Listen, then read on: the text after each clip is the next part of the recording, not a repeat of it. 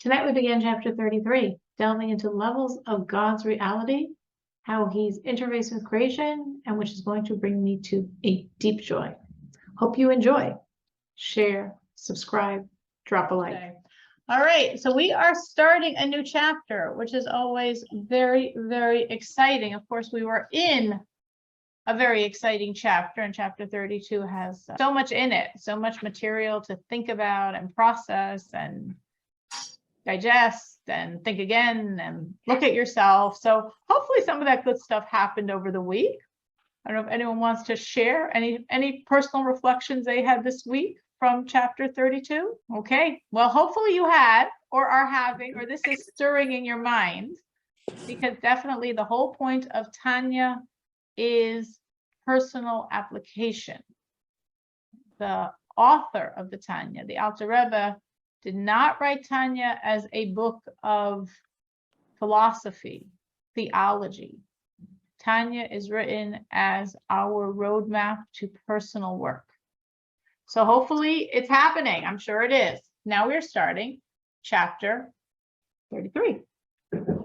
Now in 33 and 34 could be viewed as one unit of thought. Remember in 32, well, let's go back.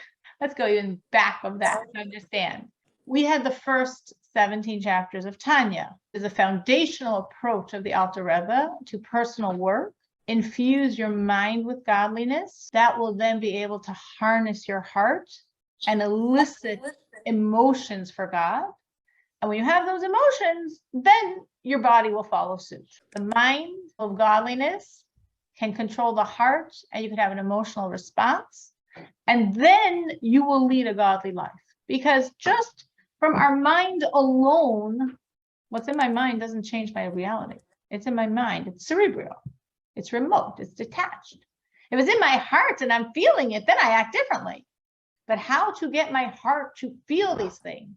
For that, you need the mind.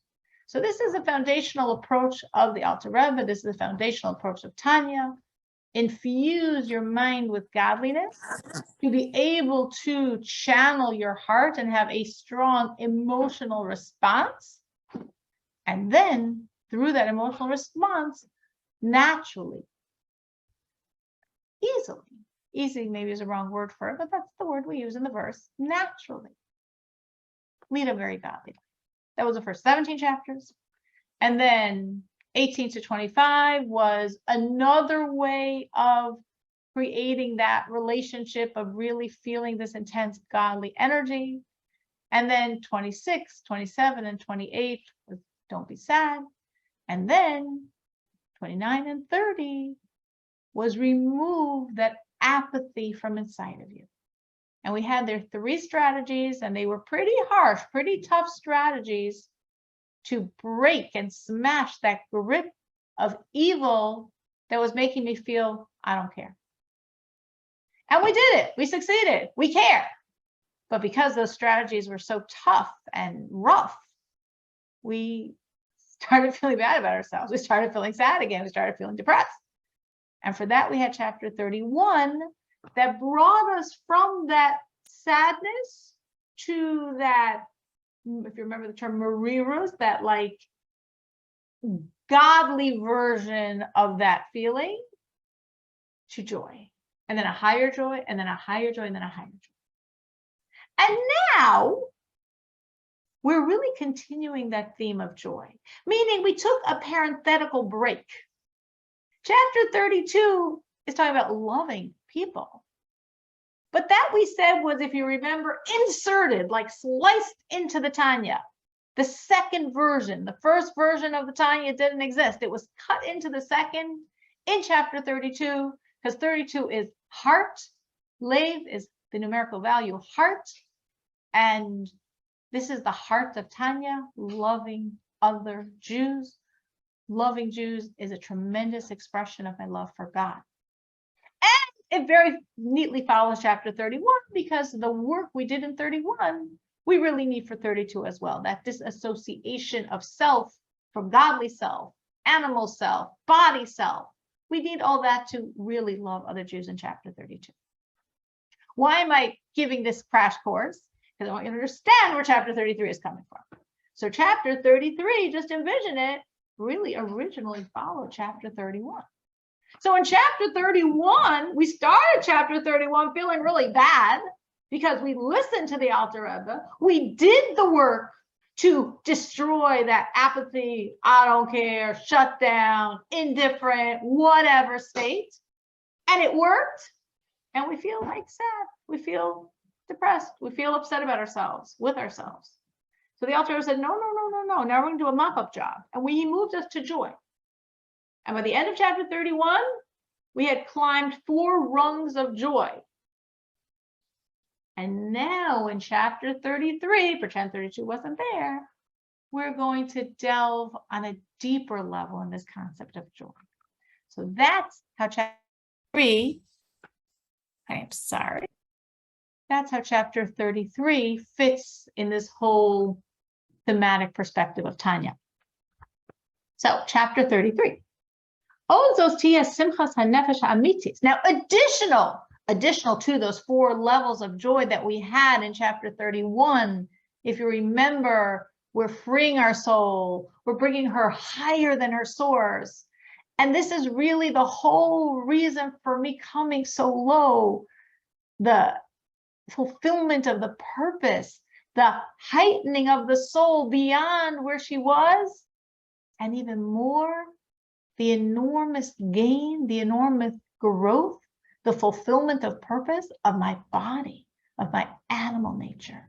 So we ended 31 on a high. Wow, I wondered, why does God do this? Why does he take a piece of himself, me, my godly soul, and put me in such a world, in such a low state, in a body and physicality and all these things that completely obstruct and conceal? Oh, there's a point. Oh, there's a purpose. Through this, my soul is accessing levels she could never attain above. Wow. And through this, so is my body. My body's achieving a purpose. My body is becoming a vehicle to serve God and to contain godliness. Wow. And additionally, there's another joy your soul can have. There's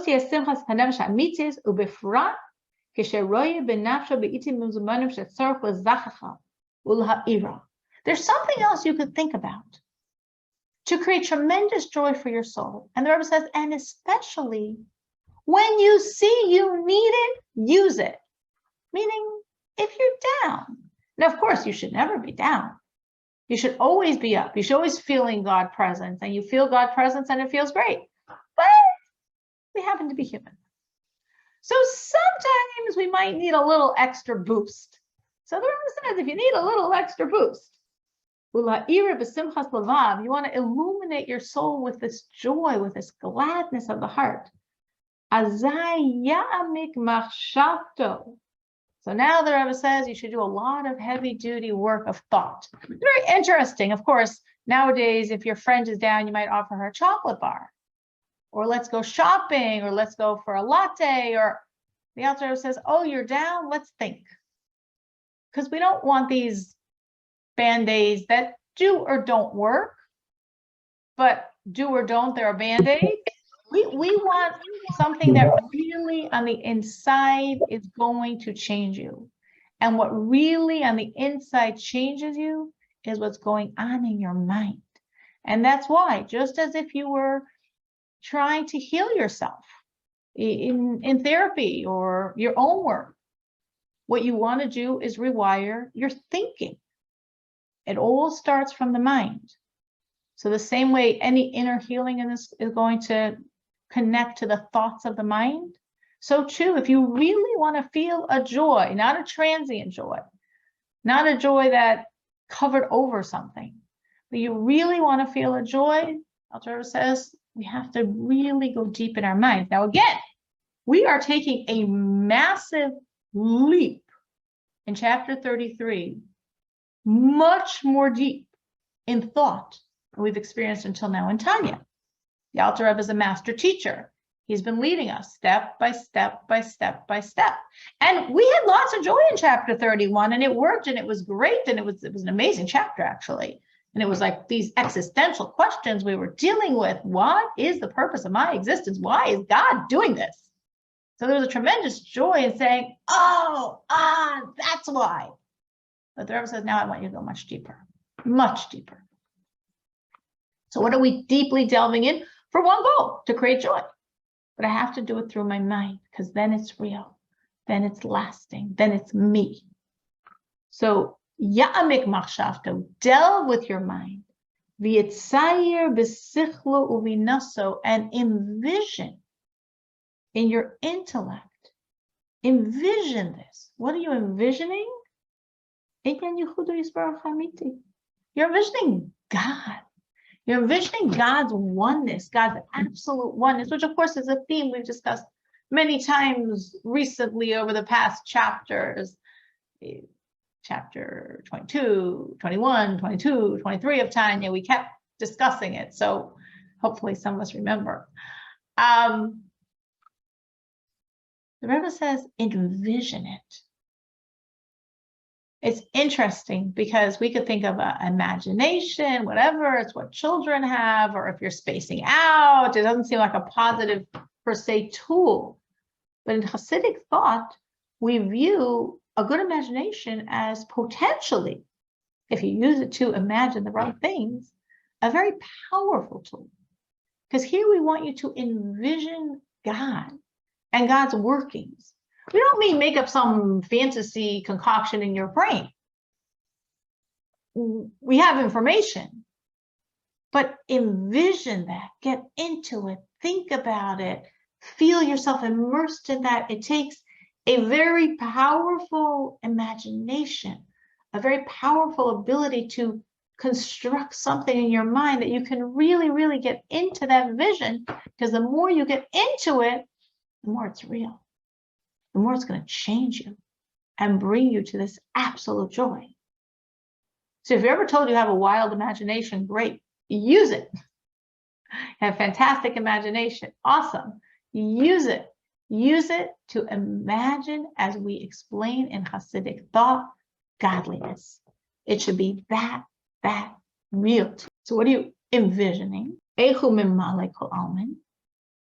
thinking of God in his roughly most constricted form, as he is within creation, as he makes himself small enough to get into the details, to vivify, but not blow us away with that godly energy.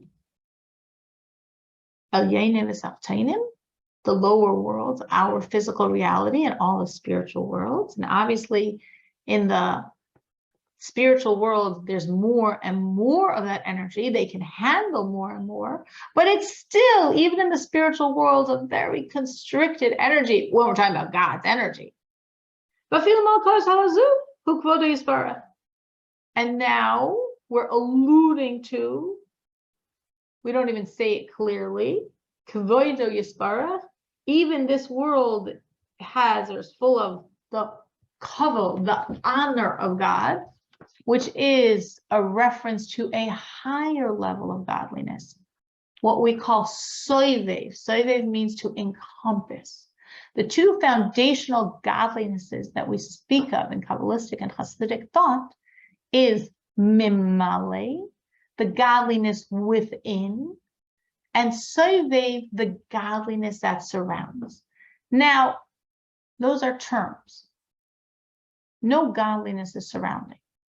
Every godliness is within. But we use the term soivev to connote distance, to connote a certain detachment.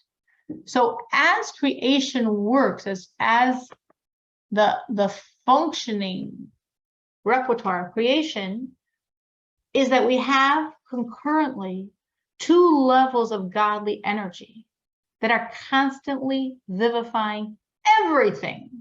Does everything mean an ant? Does everything mean a spiritual world, a spiritual reality? Does everything mean legions of angels? Yeah, everything. What are those two realities? So we have a more constricted, the most constricted reality, which is the one that gets inside, what we call in Hebrew mimale. And we have a much larger, more powerful, more intense energy that, so to speak, is too big to get inside, what we call soivev, which encompasses. Again, it's not encompassing. The term is used to connote as if it's encompassing because it has a certain detachment. So when we're looking at it, why do we need both? Why am I saying both of these together are causing everything to be? So simple, basic way of understanding it is there's two types of energies we need. We need existence, is. And now we have to take that is, that existence, and fashion it. Is this energy a spiritual reality, a spiritual planet? Is this energy a flower or a pen?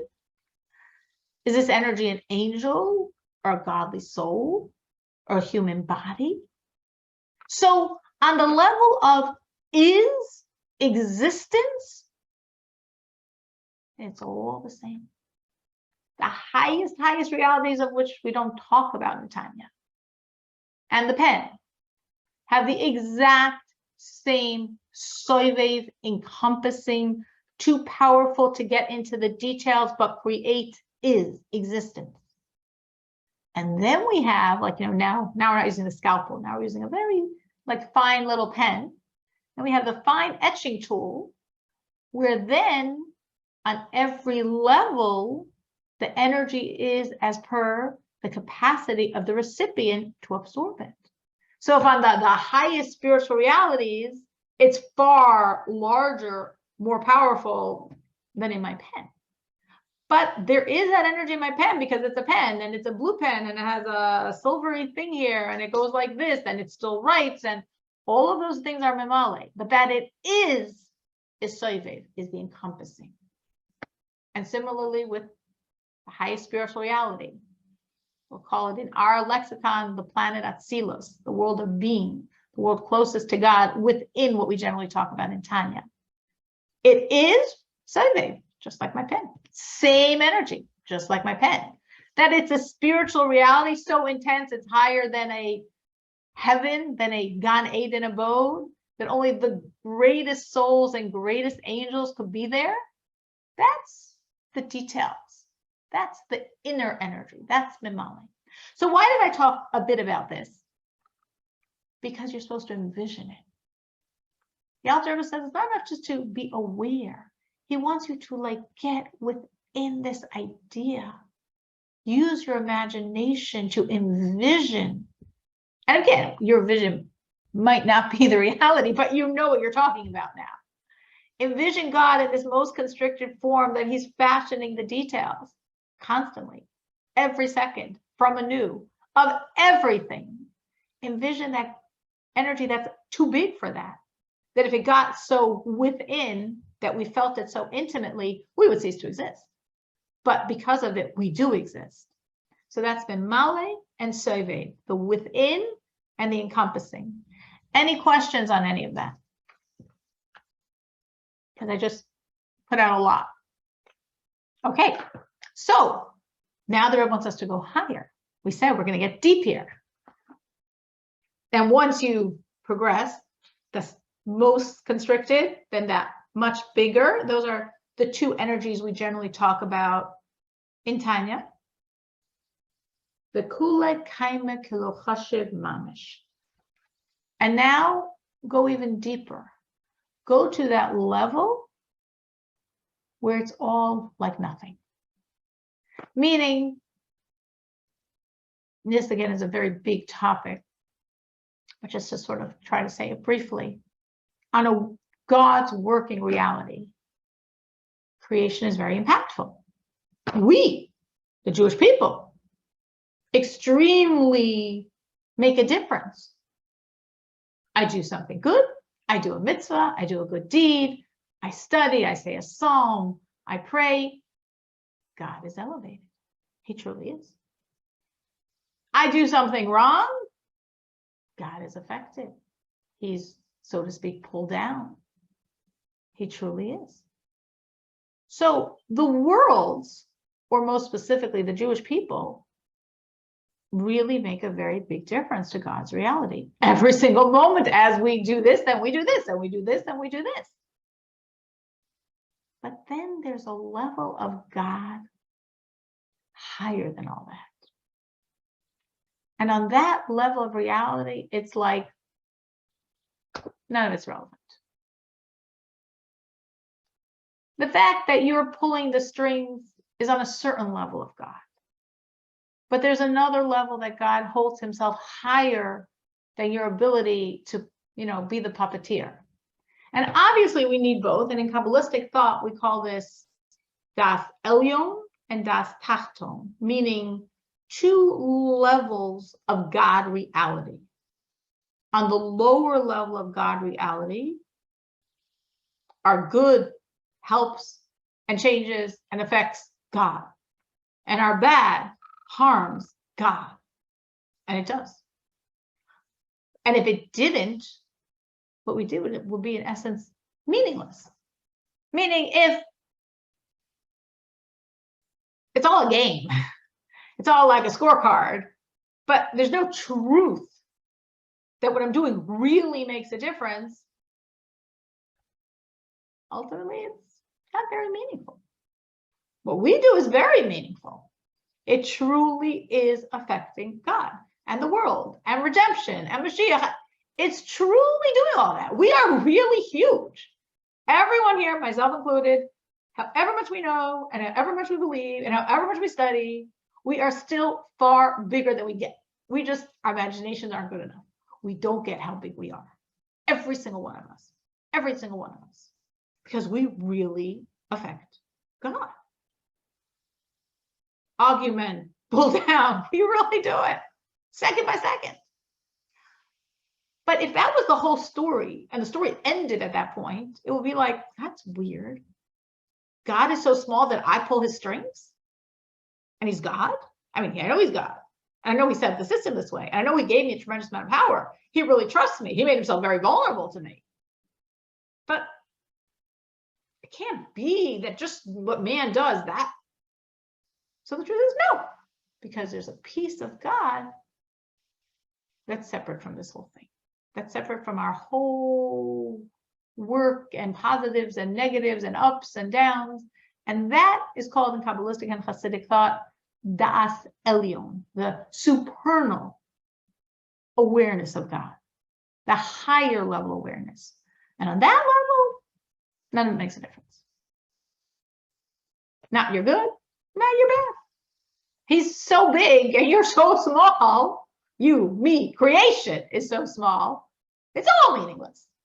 Oh, so I'm meaningless. No, so is planet Atzilus. So is all the levels higher than Atzilus. It's all creation. And he's creator. And creation is nothing to creator. Ultimately.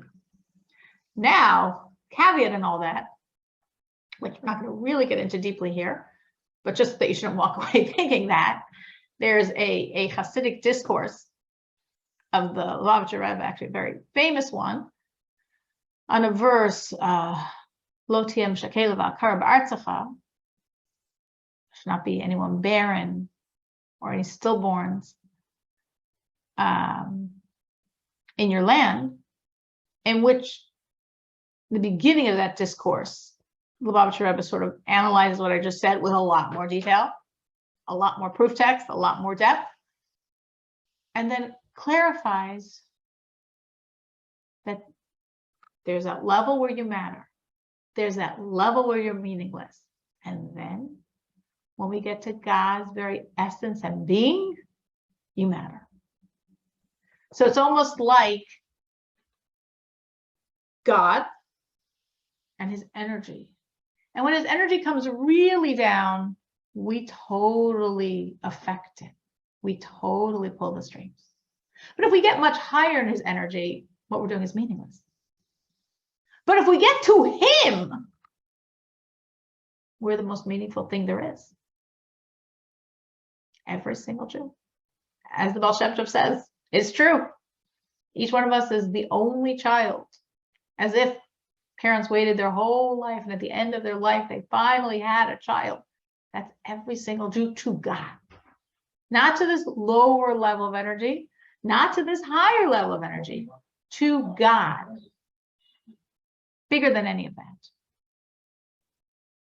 So therefore, do I matter? Yes. But is there a level of God that I don't affect? Yes. And that's good, and that's good. It's good that what I'm doing matters, because otherwise, why would I be doing this? And so hard and for so long. But it's good that he reserved a piece of self that's bigger than us, because that also would be like a sort of scary thought. But then it's even more good, better, the best, to know, but ultimately, in his core essence and being, there we are. We really do matter.